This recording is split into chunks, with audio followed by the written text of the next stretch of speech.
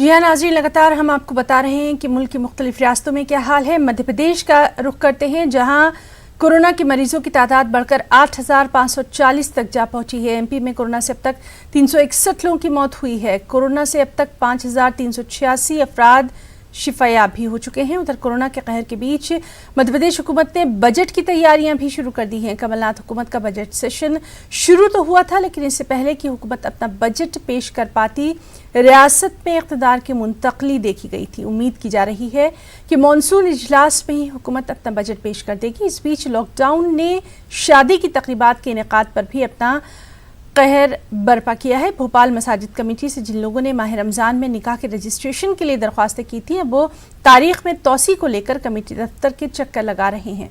अब तक 5 दर्जन से ज़्यादा लोग तारीख में तोसी करवा चुके हैं, यानी शादी की तारीख आगे बढ़वा चुके हैं।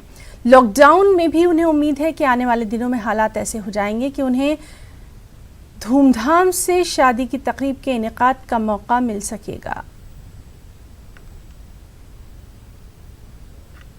बेंगलुरु के शिवाजी नगर असेंबली हल्के के लिए राहत की खबर आई। यहाँ कोरोना से मुतासरा 40 लोग सेहतियाब होकर अस्पताल से डिस्चार्ज हुए। मकामी एमएलए रिजवान अरशद ने इस मौके पर कहा कि 40 मुतासरा अफराद में से 40 लोग शिफायाब हुए हैं। बाकी लोगों की भी जल्द सेहतियाब होकर लौटने की उम्मीद और दुआ है। लॉकडाउन के दरमियान लोगों ने मुकम्मल ताउन भी किया, एहतियात बरती, इसीलिए कोरोना पर काबू पाने में यहाँ बड़ी हद तक कामयाबी देखी जा रही है। रिजवान अरशद ने यह भी कहा कि चंद फ़िरक़ा परस्त ताकतों ने शिवाजी नगर को बदनाम करने की कोशिश ज़रूर की, लेकिन इलाके के हिंदू और मुसलमानों ने मिलकर इस तरह की कोशिशों को ही नाकाम कर दिया।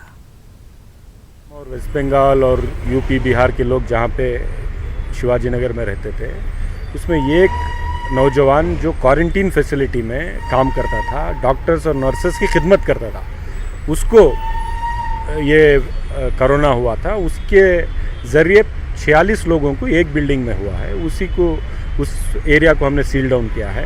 46 में से 40 लोग अब उसमें सेहतमंद होकर हॉस्पिटल से बाहर आए हैं। 3-4 लोग कल परसों में आ जाएंगे।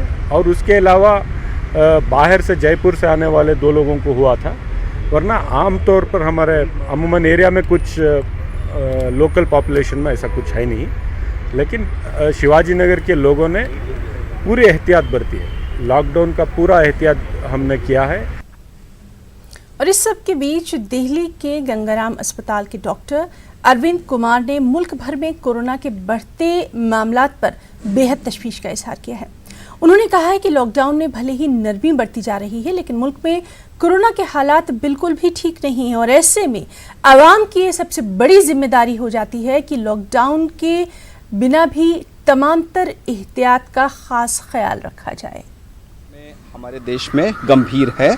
हम उस स्टेज में हैं जहां केसेस की संख्या बहुत तेजी से बढ़ रही है, नेशनल लेवल पे भी। और दिल्ली, मुंबई, अहमदाबाद, ये 3 तो सबसे बड़े हॉटस्पॉट्स हैं।